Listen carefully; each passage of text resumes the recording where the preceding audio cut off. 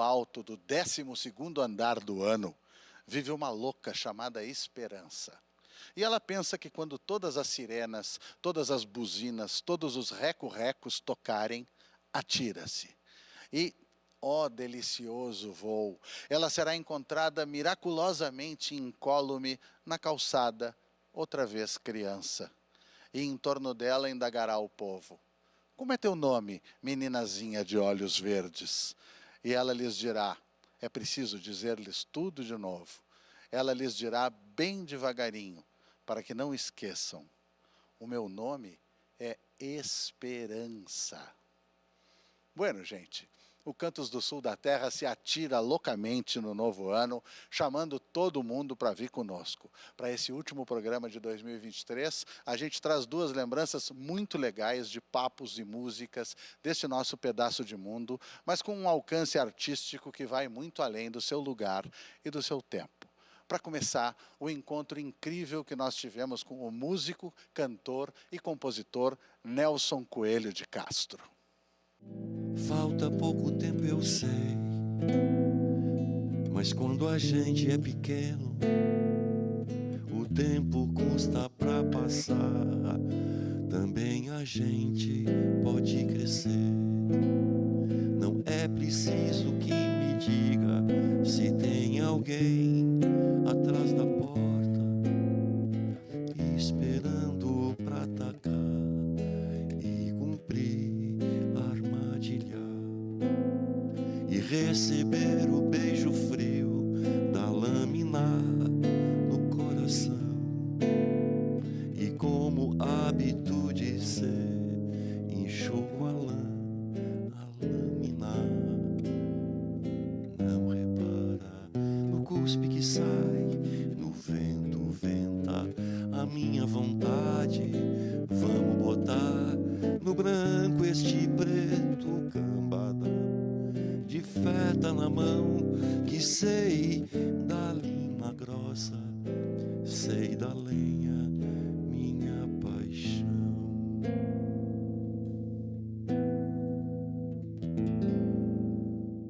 Nelson Coelho de Castro. Cara, que prazer de ter aqui. Eu agradeço, Demetrio. O prazer é meu estar aqui com o teu programa e fazer parte de uma história já que tu vem mantendo aqui na televisão e na rádio para a música latino-americana e fazer parte desse cenário assim para toda a música super importante. Eu que agradeço. Aqui tem um lance que a gente está destinado, está direcionado para todos os públicos, né? É para isso que serve uma emissora pública, sobretudo, mas qualquer trabalho de comunicação está a fim de alcançar todo mundo e tem mais sentido se consegue fazer isso. Mas não tem como não pensar num negócio de geração quando a gente ouve Armadilha e quando a gente é dessa geração, né? Que a trilha sonora, tenho certeza, de uma multidão de casa. Esse negócio de ser clássico, eu vou começar com essa pergunta esquisita. Tu te sente clássico? Tu acha bom ser clássico? Os caras te apontam como clássico, como eu estou fazendo agora, como as pessoas que estavam ouvindo encantadas em casa, um tema que é de toda a sua vida. Como é que é isso para ti? Eu não sei se o termo clássico remete a uma coisa superior, né? Claro que não, né? Parece que é uma coisa que paira acima de uma coisa menor, de forma alguma. Acho que tu é compositor, tu é cantor também, e sabe que a importância do compositor, o compositor se torna assim, se justifica como tarefa de compositor quando a música busca uma coautoria. E essa coautoria não precisa ser na letra, na melodia, mas na mensagem. Ela passa uma coautoria. Aquela palavra que volta e meia volta na moda, né, que é pertencimento. Então a música, quando essa trilha sonora pertence a uma outra pessoa, ou ela se apropria, ela é coautora daquilo. Alguma coisa tem naquela letra, naquela melodia, que agasalha alguma coisa, algum hiato naquela pessoa, e ele se torna dono daquilo, dono daquela memória afetiva, daquela memória sonora, né? Faz parte da vida dele. É interessante que muitas vezes essa música remete a uma época passada, é claro. Então, eu encontro umas pessoas, elas dizem assim, poxa, essa música é do meu tempo, né? E eu sei, mas por que o teu tempo não é agora, né? Por isso que, mas remete a música que nem a Bethânia falou, a música é perfume, né? Ela tem gatilhos de tempo. Tu escuta Armadilha ou tu escuta uma canção de uma época que foi, bateu forte de alguma forma, te tocou, tu volta para aquele tempo que nem se sentiu um perfume, né? Então, a palavra clássica, eu vinha saber há pouco, é aquela que não ficou fóbica ao tempo. Isso. Sabe, a música clássica é aquela. Pega Mozart, ou pega Beethoven, ou pega uma do Chico de 40 anos atrás, né? Se torna clássica porque ela não se subordina ao pretérito. Sabe? Ela não fica com uma âncora, ela presa naquele pretérito, né? Ela percorre, né? Pega Lupicínio. Uma vez eu falei pro Bebeto, ainda, a nossa geração, pro Bebeto, pro Gelson, lá, estava conversando sobre música, né? Pô, se a nossa geração conseguir ultrapassar a nossa geração, a gente já ganhou, sabe? Se ela conseguir chegar nos filhos, se ela conseguir chegar ultrapassar a tua Agora já geração, deu duas, né? hein? Já deu duas. Pensando em geração, assim, já dá para tu dizer isso de duas gerações. Então eu acho que essa coisa a gente, porque quando a gente faz música, a gente está ali quieto num canto ou em casa. Tu não está pensando, vou fazer essa música e ela vai se tornar isso e vai tocando. Tu está fazendo para ti ou para alguma forma fazendo daquele momento, aquele ato de criação, daquela coisa que mistura metafísica com o trabalho, com alguma coisa que te eleva, que sublima, né? Alguma coisa que está sentindo, você não está ali pensando, eu nunca me senti assim, pensando, puxa vida, essa música vai chegar não sei em quem, né? Só se for encomenda para um filme, para um teatro, aí sim, passa a ser um ofício ao outro para fazer trilha, para fazer, né?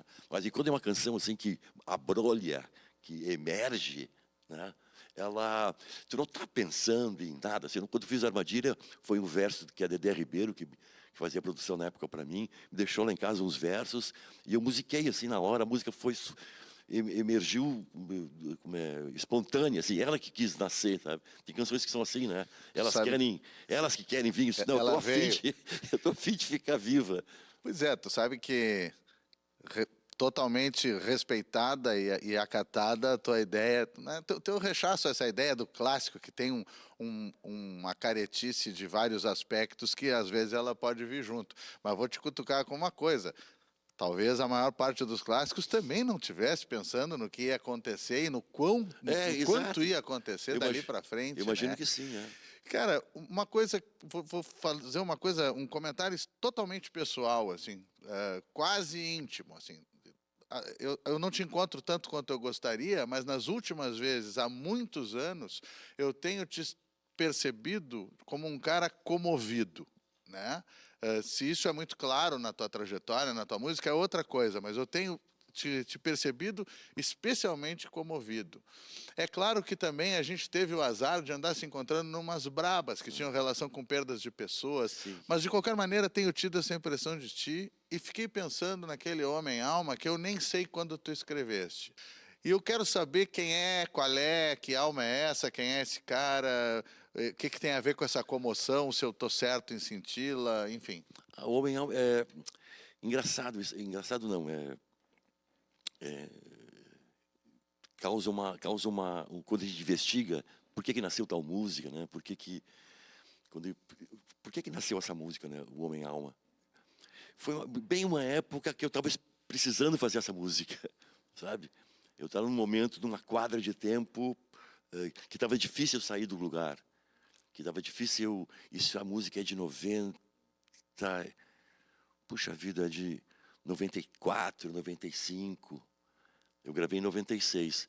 Mas era de 94, assim, um momento duro, a carreira tinha dado uma emperrada, as coisas não saíam do lugar, né? E eu gostei dessa observação que tu fizeste da minha pessoa, assim, que eu sou uma pessoa comovida e sou mesmo. Então, eu estava comovido com a possibilidade do enlevo que essa música estava me dando quando eu fiz exatamente para mim, assim, né? Que a música diz que escuta a tua própria voz. Aquela coisa do olhar do outro, sabe? Quando tu nega o teu próprio olhar sobre ti mesmo e necessita do olhar do outro para ter aprovação, para ser aceito, sabe essa coisa que psicologia adora botar no divã, né? Pô, tu precisa do olhar do outro, Lacan, o cacete. Né? Quer dizer, aquela coisa que a gente sempre precisa do like, como até se mantém até hoje, né? Do like, de posta uma coisa. O olhar do outro sempre nutre alguma coisa em ti, né? E quando o olhar do outro não nutre, ou tu não enxerga o olhar do outro, né? Tu precisa te olhar, sabe? Esse cara que tu te vê no espelho, ou te fala, ou essa voz interna, né? Essa voz interna que me disse, escuta a tua própria voz, né? Dizer, sabe, um pouco... Porque eu estava... Foi quase uma música uma reza interna, né? Essa coisa que... Estava coisa muito material, né? Quer dizer, o homem-alma é uma coisa que flutua. Essa coisa comovida que tu falou, que flutua, que tem um fluxo mais... que se deixa emocionar pelas coisas, né? E quando tu endurece, as coisas param de te emocionar também. E aí E meio que inverte uma ordem, né? isso te Inverte uma emociona, lógica, assim. se não te emociona mais, tu para de compor, para de escrever, porque depois, a cada instante uma coisa me comove. Tu sabe bem disso, né? Quando tu pega um violão e faz um mi menor e começa a fazer uma milonga e vê uma pampa imensa, entendeu? Por que o menor, né? Por que a canção em menor do Pampa, né? Na Pampa, aquela imensidão, aquela moeda de fogo pegando fogo lá, caindo, né? Aquilo ali só pode ser uma música em menor e só pode ter uma reza pampiana falando ali. Pode ver que as canções são muito cantando aquela solidão, mas cantando a ele, alimentando, assim como o fogo de chão ilumina e aquece a carne, né? A música aquece o corpo, a alma. E foi mais ou menos assim, puxa, fui longe agora, né? É que eu olhei para ti e imaginei o Pampa. Imaginei tu tocando Pois a é, alma e mas o punk. viajou lindo. Imaginei tocando tudo isso. E assim, poxa vida, a música é exatamente isso, né? Porque essa chama, essa gordura, é que transpassa, né? É que permeia, que passa pelas pessoas e a música se funda aí, né? Se a gente fosse fazer alguma coisa, se chegasse um, um, um OVNI aqui, um ET, sei lá o quê, o que tu ia mostrar para ele? Um edifício? Né? Tu ia mostrar o quê aqui? Tu ia mostrar teu país, sabe? Sabe, eu tenho certeza que se chegasse um cara aqui, eu ia mostrar a Quinta de Beethoven, ou ia mostrar um show dos Rolling Stones, ou ia mostrar a bateria da Praiana, sabe? Ou 10 mil supapos tocando junto, sabe? Tem Nós uns ia mostrar... quantos caras que iam mostrar o Nelson Coelho de Castro, mas eu já estou cutucando ele com esse assunto, já estou exagerando nessa coisa Mas da é isso aí, significação, né? por isso, voltando para o Homem-Alma, eu fui longe demais. É que essas perguntas são tese, né, Demetrio? E respostas viram tese também. Então, essa música Minha Alma nasceu assim exatamente ela me guindou a música. Sabe quando ela tipo puxa assim, tem um cara estendendo a mão, e ela foi lá e me puxou, assim, vai cara, vamos embora. E ela Tu sabe que grande parte do que tu comentas aí, claro que fica uma redução, parece que a gente está simplificando as coisas, mas esse sentido todo de te levar para o cósmico, para o ancestral, para o sagrado, para tudo isso, isso tem muita relação com algo de que a gente tem falado aqui muitas vezes, que é o que a gente tem de índio, né? O que a gente tem de indígena, né? Tem que cuidar um pouco com essa questão vocabular também e de categorias, né? Hoje eu trouxe aqui, nem sei se o pessoal vai pegar, não precisa. Eu trouxe aqui um baracá, um maracá de uma etnia que eu não sei qual é, por isso que eu não queria falar sem dizer certo, porque a gente não pode falar genericamente dessas coisas tão importantes. A gente tem várias coisas indígenas aqui. E há 40 anos, quando não tinha tido ainda a experiência da Constituinte, quando não era todo mundo que falava sobre o mundo indígena, né, que na Constituinte foi muito forte, lá em 83, o Nelson Coelho de Castro traz um aporte para o primeiro musicanto com essa história do indígena, né? Da nossa terra, terra deles, nós somos eles, tem todas as perguntas que as pessoas quiserem ali no meio. Está fazendo 40 anos agora. Tem a ver com um pouco com essa doideira toda da música levar e ser trazida por tudo isso? Tem. E tem a ver com mais um tremendo pioneirismo, né? Em 83 não era essa a temática das pessoas. E isso entra com tudo num festival que entrou com tudo também. Se tu quiser contar essa história, cantar essa história, enfim. O Ayrton dos Anjos, do patinete, me encontrou comigo no Otávio Rocha, ali, a gravadora Isaac ficava ali próximo, né? E eu estava saindo do banco, entrando no banco, e ele disse: Nelson, vai surgir um festival em Santa Rosa, produzido pelo Luiz Carlos Borges. Vai ser Musicanto, é um festival novo. E o Ayrton, na época, era casado com a cantora Berê. Tu tem uma música para Berê entrar? Eu tinha um refrão de uma música que eu não sabia onde estava guardado, assim, de pendurado no passado, no pretérito, sabe? Um refrão que era o coração lá e tal. Mas eu estava lendo, na época, um livro do Antônio Calado, chamado Guarupi, que fala com pesar que a história de um século e meio, de uma experiência com os índios, não tinha 2 parágrafos na história mundial. Não tinha feito filmes Missões ainda, não. Pouco se falava daquele 1 século e meio de uma experiência com índios, né, remotos de um novo mundo, uma coisa maluca. Sem falar coisa política, Tratar de Tordesilhas ou a garantia de territórios em função dessa... Sim, não merecia ser assunto. Né? Não merecia, na história mundial, né? E esse, puxa vida, Missões, é Santa Rosa, né? Esse, puxa vida, cadê o sangue guarani? Cadê, né? Só temos soja. Século XVII as coisas já estavam acontecendo ali, né? E nós só temos o verde, aquela terra vermelha e soja, né? Mas de que é essa terra, né? O que a gente fez, né? Eu falo gente porque todos nós somos europeus ou africanos, mas essa terra tinham pessoas, né? Tinham seres humanos, né? Que cultivavam a sua terra e tudo. Aí fez a canção que trata um pouco disso, desse ato da história e um pouco do se dar conta. Vem cá, né? Por que essa terra está assim, né? Vou contar um trecho para vocês, então. Vamos nela, valeu.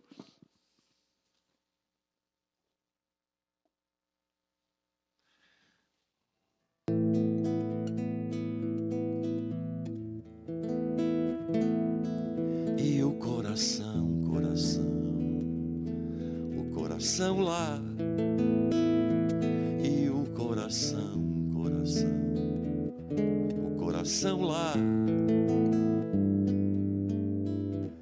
tristeza abrindo um coração, e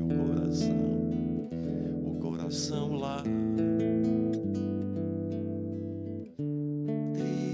tristeza abrindo um coração, e o coração lá, sangue aberta, clara vida, sangue a vida, fome, berra, fome, vida, nossa vida era outra vida ainda, trigo, índio, Índia, Campo Santo era.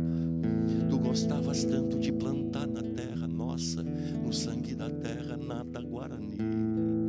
Que coragem vem parindo por dentro, parindo, vai parindo feio, não se amansa relho, o povo da terra. Este peito berra, um grito de guerra pra salvar a terra, para pôr os gringos pra fora daqui. E o coração lá.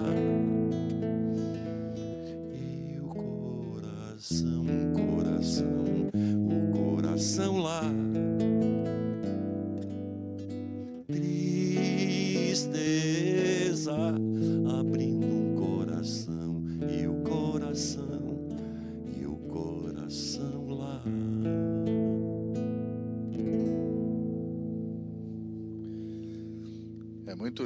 é muito lindo e tem esse aspecto, né? Não era, não sei, não quero arriscar dizer uma coisa dessa, mas será que era? Vamos fazer como pergunta.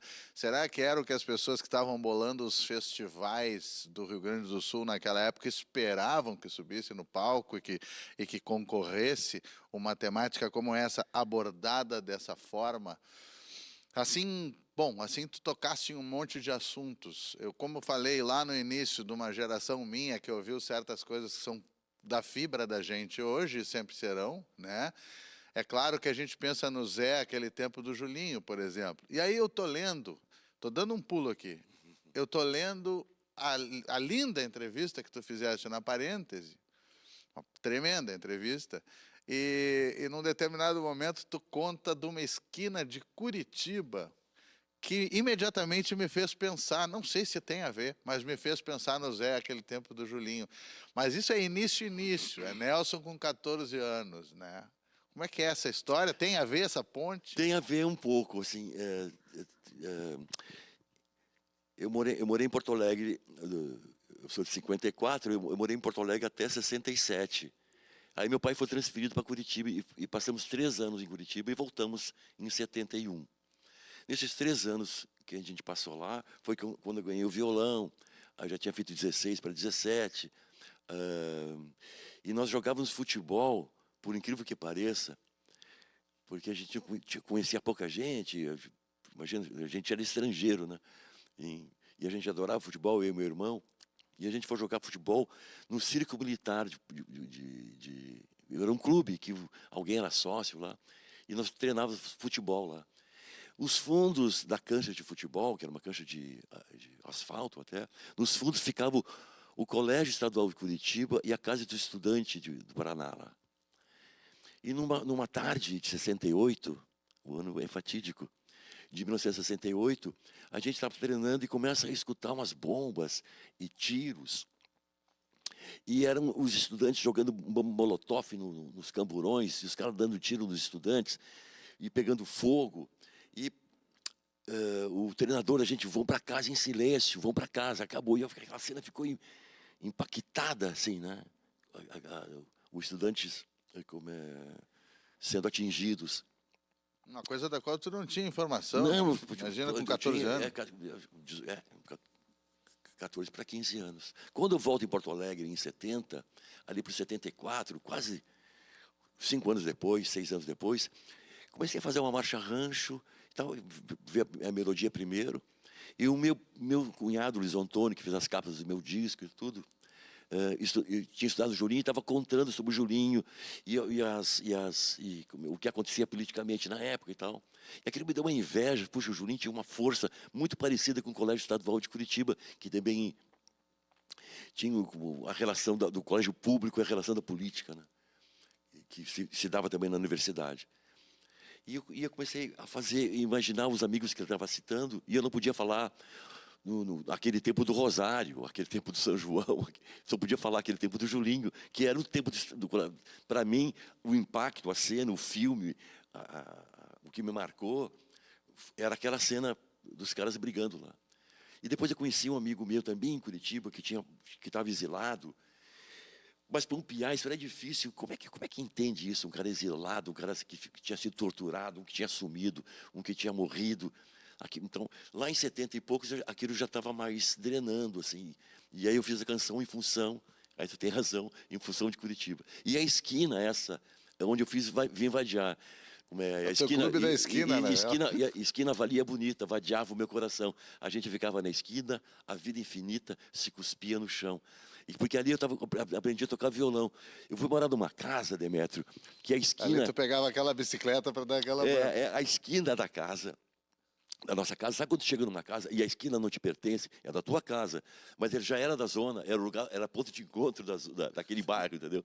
Eu que era estrangeiro mesmo, assim, né? E aí quando eu cheguei à esquina da casa, eu disse, não, vocês só moram aqui, aqui é nossa, né? E aí a gente se enturmou, é claro, ficamos ali, você estava no muro, tocava violão, aprendi os primeiros acordes do Chico, dos Beatles e tal, né? Aí comecei a compor, não conseguia tirar as músicas, no terceiro acorde já havia uma melodia e tal, né? Então logo eu comecei a compor, né? Então, essa quadra de tempo foi muito importante e por isso que está na entrevista, assim. É uma loucura, é uma história super bonita, faz pensar em Clube da Esquina, Não, faz pensar, me fez imediatamente pensar naquele tempo do Julinho, porque eu sou da mesma geração que tu, um pouco mais novo.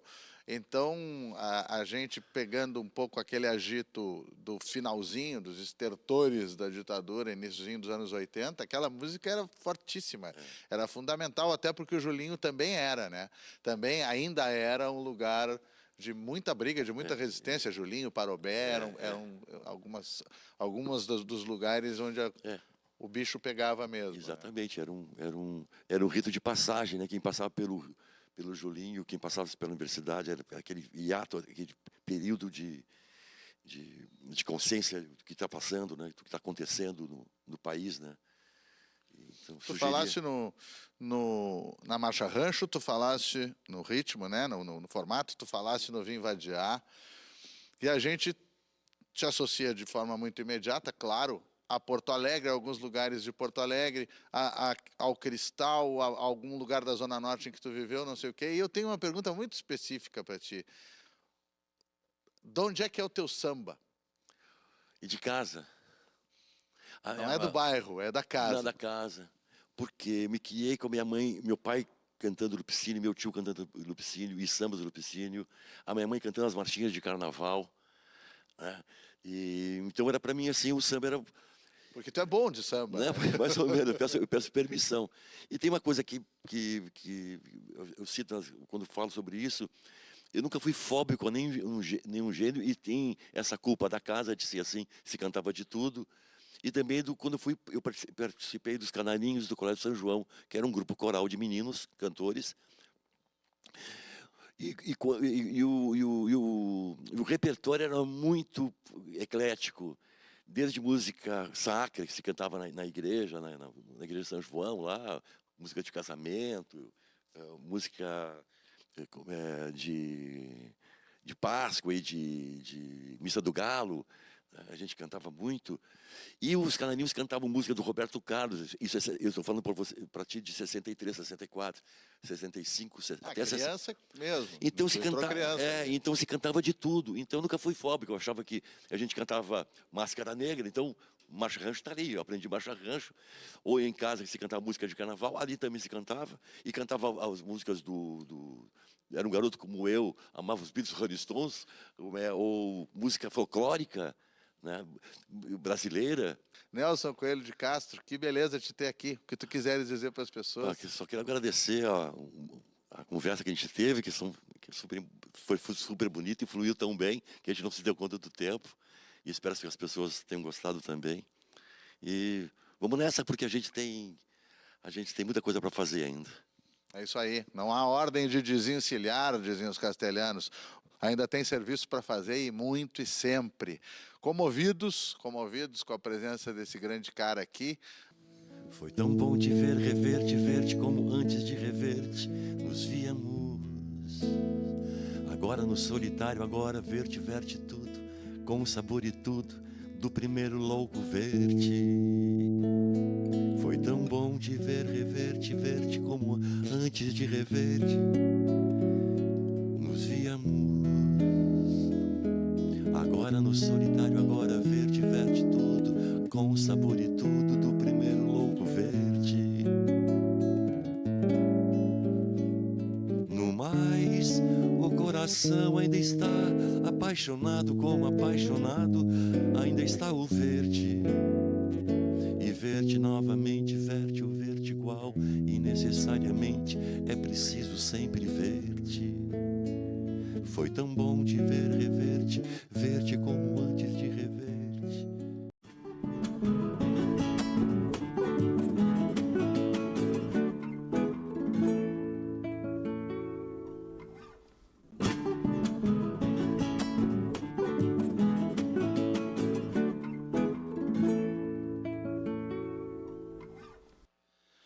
Nessa volta de intervalo, nós temos a música jovem, inspirada e bela do Ian Ramil, junto com tudo que ele nos contou aqui na beira desse fogo. Fiquem com essa lembrança e feliz voo a todas e todos, na esperança de um grande 2024 para o sul da terra. Serei 1000 pares de pernas, dançando em roda, em volta, em roda, em volta, em roda, assistindo o shopping center queimar. Quando a publicidade morrer e desintoxicar a felicidade e a cidade respirar o fluxo da terra, sem vaidade, tornando-se o tempo inevitavelmente lento, rebento do vácuo e do ócio e do saudável entendimento da necessidade de enxada diária e pessoal na enxurrada de informações da rede social. Quando o medo der lugar ao carnaval e a empatia desbancar o capital, quando o justo julgamento der mais tesão que o linchamento, quando o óleo não mais precisar ser arrancado e refinado para mover o carro do playboy que, tendo em pó o seu status quo, não terá mais camaro ou empregado para rebaixar, e no Facebook cheio de ouro no look será visto como dodói, não herói, quando ostentar. Serei 1000 pares de pernas, dançando em roda, em volta, em roda, em volta, em roda, assistindo o shopping center queimar. Quando o abraço atravessar as camisetas brancas dos brancos brandos e cegos de um olho só, não mais formos egoístas com nossos privilégios nós, e não mais banalizarmos até esvaziarmos o significado do amor. E quando em consequência disso tudo a grana ficar em segundo plano, com o óbito do ágil miliciano das grandes corporações, nesse ano o oceano humano superará as questões de gênero social e racial, e a justiça da mulher, do negro e do índio tomará de assalto a nave espacial. Serei 1000 pares de pernas, dançando em roda, em volta, em roda, em volta, em roda, assistindo o shopping center queimar.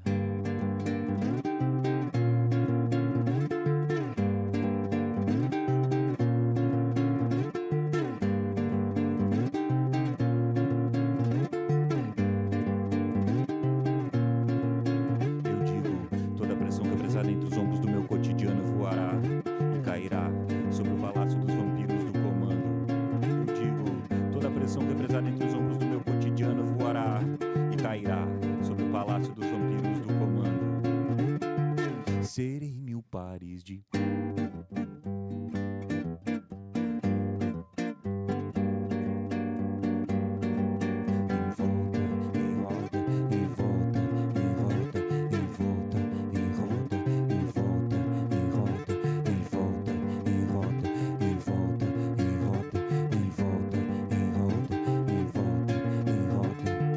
assistindo o shopping center queimar. Tá aí, conforme o prometido, fartamente prometido, a gente retorna com o Ian Ramil. O Ian Ramil com esse som tão pessoal, tão original, tão dele, tão autoral, próprio, procurem os adjetivos, e ao mesmo tempo com tanta genética, evidentemente com tanta genética. Que prazer, obrigado. Obrigado, prazer é meu. Adoro o programa, adoro poder te encontrar, sempre muito bom. A gente estava comentando um troço legal que quem está acompanhando desde o início vai lembrar, ou quem tem maratonado no YouTube, né? Que a gente começou o Cantos do Sul da Terra aqui na TV com a presença do Vitor. É curioso seguir essas coisas, esse andamento natural das coisas também num espaço como este, também na beira deste fogo aqui. E eu estou fazendo esse comentário da genética aqui, que, por um lado, é um comentário inescapável, e isso pode se tornar até um comentário meio chato, meio impertinente, né? O pessoal falar da questão familiar quando existe uma marca familiar muito importante, artística, como é o caso dos Ramil. Mas também tem um lado nessa história que é muito interessante, que é o que está acontecendo com o Ian agora e que está no trabalho dele, no discurso dele, na música, na poesia e no que ele fala por aí no mundo a respeito da sua experiência familiar e de paternidade, né? Isso é a genética de outra forma, colocada em outro momento da tua vida, como um outro desafio, uma outra proposta que está na tua música mais recente. Fala um pouco disso. É uma questão que me acompanha a vida toda, né? A vida toda foi isso. O meu pai é uma figura conhecida, assim, né? Um artista muito respeitado. E então é uma questão muito transparente e muito quente, porque é tanto costume, já que já quando a pessoa fala é como se eu já nem estivesse ouvindo, mas ao mesmo tempo é uma coisa muito presente em quem eu sou. Eu sou por causa da genética, e eu sou também por causa da criação, e eu sou por todas as coisas que a minha família me ofereceu. Cresci no meio musical, assim, e seguir esse caminho foi sempre muito natural, assim, não foi nada planejado, assim, né? E aí agora, me tornando pai, de 6 anos para cá, a Nina nasceu, né? Faz quase 7 anos, e agora nasceu a Olivia, minha segunda filha. E foi uma experiência muito transformadora, assim, da minha... Mudou muito a minha perspectiva sobre as coisas todas, assim, sabe? Sobre mim mesmo, principalmente, né? E aí quando comecei a me olhar de um jeito diferente, porque tu vê quem é aquele serzinho ali, aquele bichinho totalmente frágil, livre de vícios ali, aquele ser humano que está totalmente dependente de ti, tu vai vendo aquele crescimento, vai acompanhando, e aí tu vai vendo como reflete naquela pessoa as tuas atitudes, assim, as tuas coisas, e aí tu vai te dando conta que tem coisas tuas que tu carrega que tu nem gosta daqui a pouco, sabe? Que são coisas que nem são tuas, são coisas que tu foi agregando com o convívio na sociedade, foi, né? E tudo isso, né? Tanto no nosso jeito de se comportar, na maneira como a gente reage às coisas, e também como até a roupa que a gente usa, a maneira que a gente se veste, assim, né? Então, eu fui me reavaliando, me repercebendo com o nascimento da Nina, esse crescimento dela, essa convivência toda, e a música que eu fui produzindo, ela foi vindo de um outro lugar diferente, assim, ela foi vindo com sentimentos diferentes, vindo de um outro lugar, e aí formou esse repertório desse disco, que é o disco que saiu agora há pouco, que chama Tetém, que é uma palavra inventada pela Nina, que se refere a pouquinho, pequenininho. Quando ela era bem pequenininha, aprendeu a falar, ela quando ela queria alguma coisa, dizia, não, agora não vai pegar tal coisa. Tetém. Ela fazia assim, né? Quando ela queria um pouquinho a maneira de tentar convencer. Ou então era uma coisa grande e tetém. Era o pequenininho, era o pouquinho, era aquela coisa. E eu fiz uma música que chama Tetém, que lá pelas tantas eu falo, vou ficar aqui, a música fala sobre, é a que abre o disco, né? Ela fica falando sobre o prazer daquele momento específico ali, de um cotidiano totalmente banal, mas profundamente sensível e significativo, que a gente muitas vezes deixa passar no dia a dia, assim, e tal, mas que nunca mais volta, né? Aquelas coisas, elas são... Quando o filho traz isso também, né? Tu começa, daqui a pouco, tu tá sentindo saudade, que a criança não troca mais o R pelo L, ou não, já não engatinha mais, e aquilo nunca mais vai voltar, né? Daí veio dessa vontade. Daí lá na música eu falo, vou ficar viajando mais, vou ficar viajando mais só um tetém, só um pouquinho. Daí eu pensei, tá, é o nome da música, Tetém, vai ser isso, né, quando eu fiz ela. E depois, quando eu estava montando o repertório disso, começando a gravar eles, eu me dei conta, gravar elas, as músicas, me dei conta que todas elas tinham uma conexão forte ali, que vinham todas desse novo lugar que eu estava habitando em mim mesmo. E toda a minha busca estética ali, os arranjos, tudo estava indo por um caminho do pouco. Eu não chamei banda para gravar comigo, eu quis gravar tudo sozinho em casa, fui montando tudo dentro dessa estética do tetém, do pouquinho, aos pouquinhos, na minúcia, sabe? Fui construindo por aí, assim, sabe, esse processo. Então, profundamente influenciado pelo nascimento dela, pela experiência que a gente vive junto, né? Sempre vai haver elementos da tal da masculinidade tóxica que vão ser fáceis de identificar. Aquelas coisas mais violentas, mais caricaturescas, mais inseguras, mais agressivas, mais sexistas. Mas sempre tem aquele limbo, aquele limiar a gente está numa fase de transição, talvez a gente sempre esteja, né, vivendo uma transição, em que a gente tem que se observar e observar os congêneres, né, o mundo masculino, a sua interação com os outros gêneros, enfim. E tu te dedicaste a isso, tu fizesse uma canção preocupada com essa questão da masculinidade tóxica, né? É mais do que preocupada, é debochando dessa questão Sim. mais assim mesmo, sabe? É mais... Que merece também, né? É mais isso, é mais debochando desse negócio. Mas eu acho que isso, desculpa te interromper, mas eu acho que é bem isso mesmo que tu falou, da gente estar se observando e mais do que isso, a gente está aberto a se reconsiderar, Sem né? dúvida. A gente repensar a maneira como a gente se coloca, como a gente faz as coisas e ouvir quando tem algum incômodo, sim, claro que é isso, né? Eu não estou aqui dizendo, agora eu sou o homem que não sei o quê. Não, nada disso. Eu sigo fazendo com as mil dificuldades e coisas, assim, de uma vida toda. Não é fácil tu te livrar de certos vícios comportamentais, assim, né? Sim, qual é o limite é. qual é a dose que é tóxica e qual é a que não é tóxica? Eu acho que pra é isso. chamar de Tu tem que ter a disposição, né, de estar sempre tentando se reperceber e ouvir o que as pessoas têm a dizer também, né? E tem o teu clipe, né? Que é super legal com essa proposta, com essa canção que a gente tem aqui. Vamos dar uma conferida nele enquanto a gente fala sobre essa ideia. Como é que tu te relaciona assim? Aí pode pensar em termos da tua família, né? Da família Ramil, que já é uma expressão reconhecível por todo mundo. Como é que tu te relaciona com essa questão de gênero, justamente? Como é que é a masculinidade daqueles daquela clã, daqueles compositores? O que tu falaria sobre isso? Eu acho que já é um pouco diferente, assim, né? Quem lida com arte, quem trabalha com arte, com música, assim, acaba tendo uma outra relação mais sensível, mais delicada, eu acho, com as coisas no geral, assim, né?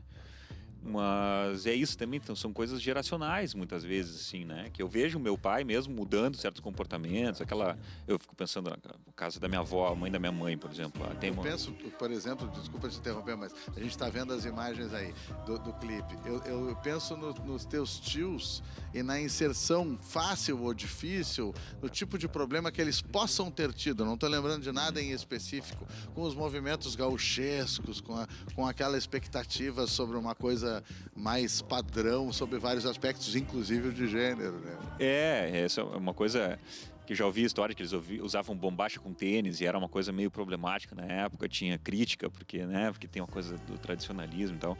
Sempre tiveram. Então, vem de uma família que já tem esse espírito, assim. Mas é essa coisa, são coisas do dia, lavar a louça, tipo assim, é natural, tu vai na casa da avó lá e aí quem lava a louça, quem faz a comida são as mulheres, entendeu? É uma coisa que vem de muito tempo. É naturalizada. E e a coisa vai. E aí tu tem que... Eu, por exemplo, quando eu fui morar sozinho, aqui vim morar com 17 anos em Porto Alegre, eu nunca tinha lavado uma louça na minha vida, entendeu?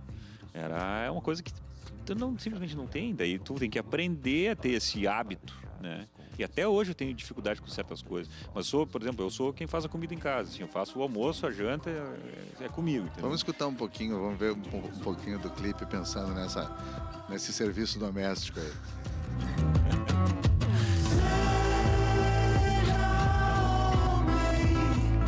Não.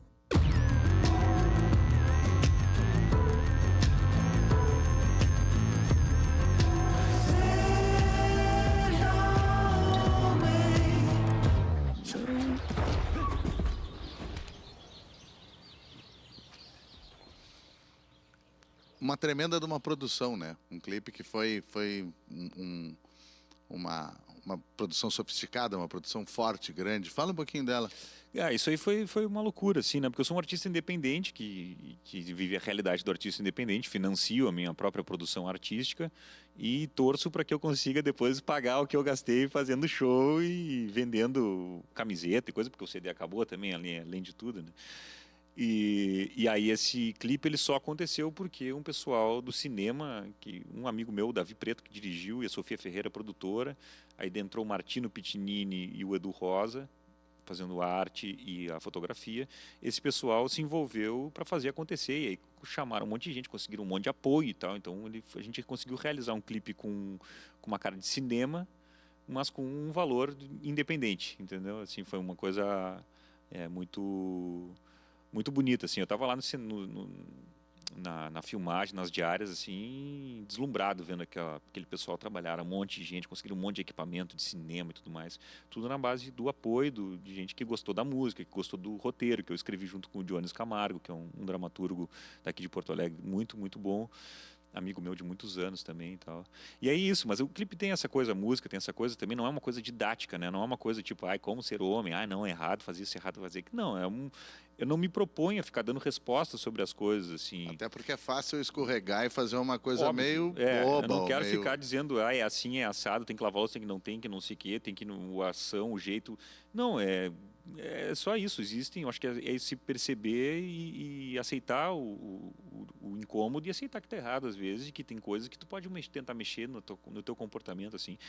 Mas isso eu acho que também é um ponto de fundo também junto com a questão toda estética ali, ligada mais com o surrealismo, a coisa de o espirro sair de dentro, o gurizinho, eu espirro, sai o gurizinho, depois o gurizinho espirra no final, tem todo um monte de meio que um thriller surrealista, assim, né? As crianças sem rosto, tem 1000 signos, 1000 simbologias ali, assim, que não são coisas pensadas todas elas, assim, ah, isso eu quero dizer tal coisa, isso eu quero dizer que não, é muito mais um jogo criativo, é mais intuitivo mesmo, assim, sabe? Tipo, coisas que têm força imagética e que me instigam esteticamente, narrativamente. Agora, o que aquilo quer passar de mensagem, aí eu deixo para as pessoas que vão ouvir, cada uma vai receber de um jeito.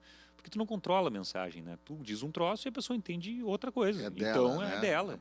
Agora, Né? agora Então, é eu outro acho que momento. eu não né? me prendo nesse negócio. Eu não quero dizer que é isso ou que é aquilo, ou que tem que não sei o quê. Eu não vou ficar cagando regra sobre O que já masculinidade. é uma tremenda transgressão para quem tem esse tipo de coisa super formalista sobre o que é ou deve ser o gênero e o seu comportamento, né? O comportamento do seu representante, tudo isso.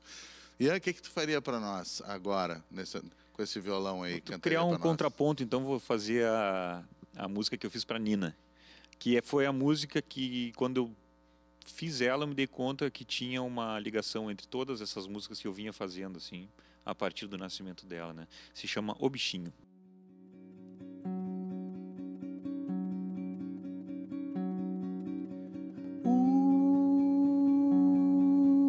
O bichinho começou pelo coração.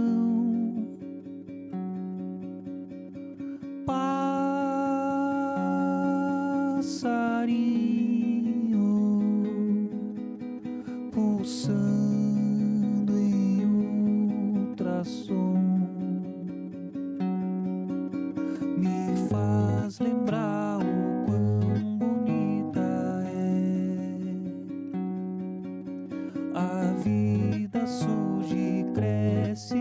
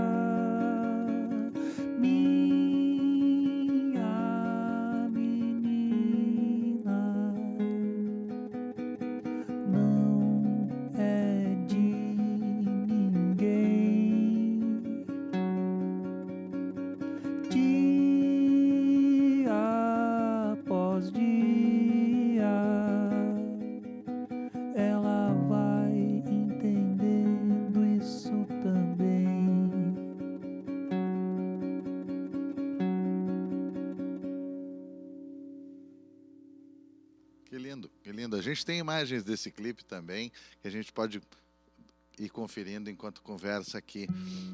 A mim me chama a atenção é aquilo que tu disseste, né? Quem recebe a canção, a poesia, a obra de arte, vai da sua forma refazê-la, né? E de alguma forma refazê-la. Mas o que me vem nessa história de bichinho, além da delicadeza, da coisa amorosa, de chamar assim, é a questão animal mesmo de tu partir da pulsação, né? Da pulsação animal, desse ultrassom aí. Conta um pouquinho dessa história. Essa música conta a minha história com ela até ali, né? Quando eu fiz essa música, ela tinha 4 meses. Então, um dos momentos mais marcantes para mim foi o primeiro ultrassom, porque ela estava com 2 meses de gestação, foi bem no início, e aí ela tinha 1,3 centímetros, ou seja, E aí, bichinho bem pequenininho. E aí a gente na Tetém. sala, tetemzinho. Aí a gente na sala do ultrassom lá, daqui a pouco ela, não sei o que, pai, sobe o volume, um barulhão assim. O que é isso? Aí o coração dela, o coração batia a 160 e tantos BPM. E tu pegou nesse compasso, esse essa pulsação que tá aí, tem a ver com o que tu ouviu ali? Tem a ver. Não fui pegar o clique exatamente, mas tem a ver sim o pulso do violão, né? Não foi intencional, mas tem a ver. Tu falou agora que eu me dei conta que tem a ver. Que barato, né, cara? É, e aí... Total. E até esse ultrassom, esse primeiro ultrassom, ele é a intro de Mil Pares, que é a música que eu toquei antes. Então no disco, a música começa com esse coração batendo. Esse que eu ouvi, esse primeiro lá, que eu, nesse dia do 1,3 centímetros, né? Como é que esse bichinho desse tamanho tem esse pulso E todo? impressionante. E aí, claro, depois eu entendi que o coração é naquela velocidade, naquela força, porque ele tá bombeando todo o resto. É dali que tá vindo todo o resto do corpo, né? Então por isso começou pelo coração, né? Porque tava lá, era o primeiro ponto grande, força de... O geradorzinho era o coração, né? E aí foi isso, daí fala as coisas, fala eu vi uma cachoeira sair, isso é mais pura verdade, porque na primeira, quando ela nasceu, eu tava lá junto, né, foi cesariana, na hora que eu tô ali na cesariana, assim, junto com a Laura, que tem uma coisa que fica uma cortina, assim, né, e eu levantava para espiar, assim, por cima da cortina e tal, daqui a pouco eu olho e ela, que abre a barriga, assim, pega e jorra uma água, assim... Sai uma água, assim, que eu cheguei a olhar para os pés, achei que estava inundando a sala de parto, assim, sem brincadeira, uma quantidade, assim, de água que eu fiquei meio, assim, desnorteado, assim, era uma cachoeira mesmo, daí em seguida veio ela saindo, assim, no coisa, né. E aí foi essa música vem disso, contando essa história, assim, né, vai contando as coisinhas todas, assim, né, Tem uma outra divertida também, que essas coisas que tu faz e não se dá conta, que tu não domina a mensagem, né, que eu falo rapidinha nos transformou em 3, né? E aí um amigo meu, rapidinha transformou Te em 3. peguei, contou a história. Pô, não tinha nunca pensado nisso, mas faz todo sentido, até gostei ainda mais, achei muito boa a solução Mas é interessante, interpretativa. tu vê como tu desfilaste diminutivos, né? Desde o nome, desde o que tu contou agora e tal, e de trechos. E quando tu falou no Tetém, eu me lembrei do que tu falaste sobre esse trabalho, sobre o show também. Eu não gosto de usar esse tipo de palavra, mas algo minimalista, digamos assim, ou pelo menos mais enxuto, mais singelo. Não precisamos dar uma categoria assim.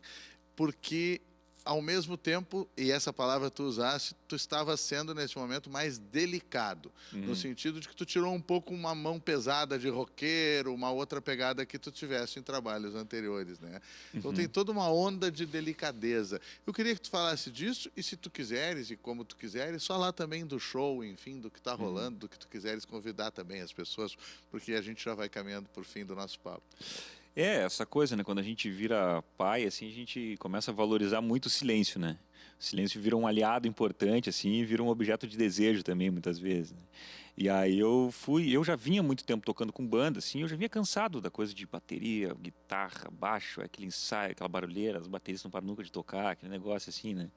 E aí tava lá, nesse processo... O batera vai ficar bravo contigo. O batera nem sabe, eu falo. Uma batera que eu tô falando, no caso é o Martim, que tocava, o Martim Esteves, tocava comigo. Não para nunca de batucar aquelas baquetas, ele sabe, todo mundo reclama dele disso. E aí, mas enfim, aí a gente tocou muito, sempre muito bom, mas eu tava nesse processo mesmo desse reencontro comigo mesmo, com com canções diferentes também, de uma outra ordem, sabe? Muito mais voltadas para o violão e para as letras. E aí eu estava querendo construir em torno dessas canções esses arranjos, assim. E a delicadeza é uma palavra-chave para mim, assim, sabe? Porque eu sempre tive uma coisa mais bruta mesmo, do jeito de ser, assim, mas sabe, fala alto, ri alto. Aí quando tu tá lá com a filha bem pequenininho, um bebezinho, daqui a pouco tu dá uma risada alta e assusta a criança, aí tu, sabe, Te dá outra medida. tu começa a ter um retorno diferente sobre como tu performa no mundo, né? E aí todas essas coisas foram se somando nesse processo criativo desde lá do início das canções, assim, né? Cara, obrigado, né? Vamos ter Eu que que ficar por agradeço. aqui por hoje. Coisa boa, podemos passar conversando aqui o dia todo. Mas vocês sabem, nós nos estamos vendo. Até a próxima lua com Cantos do Sul da Terra.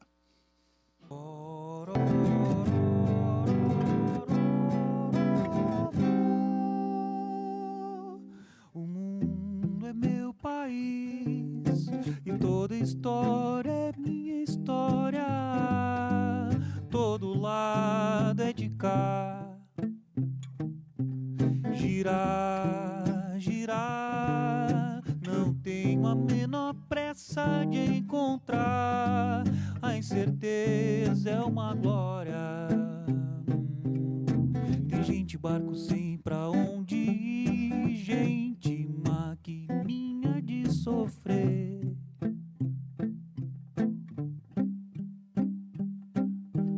Tem gente, onda, gente, avatar, e toda gente, minha mente teima em tatuar.